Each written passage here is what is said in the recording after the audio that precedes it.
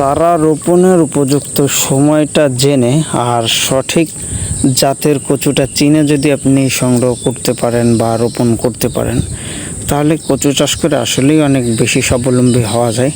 কারণ বর্তমান সময়টা যেহেতু প্রত্যেকটা জমি জায়গা বা মাঠের দিকটাতেই পানি আছে, চাইলেই কিন্তু সহজভাবেই কচুটা চাষ করা যায়। এই যে জমিটা দেখতে পাচ্ছেন একেবারে নতুন জমি, কিছুদিন আগের চারা দেখলেই বোঝা যাচ্ছে। কিন্তু দেখেন, এই যে একটা জিনিস দেখাই, এই যে দেখেন, এটাই হলো লতিরাজের প্রধান বৈশিষ্ট্য। লতিরাজের লতিগুলোও কিন্তু ঠিক এরকম সবুজ কালারেরই আসে, এই যে দেখলেই বুঝতে পারবেন। আর প্রত্যেকটা গাছ থেকেই মূলত 7টা 8টা এরকম লতি আসে। এটাই হলো যশোরের লতিরাজ। সংগ্রহ করতে চাইলে যোগাযোগ করুন।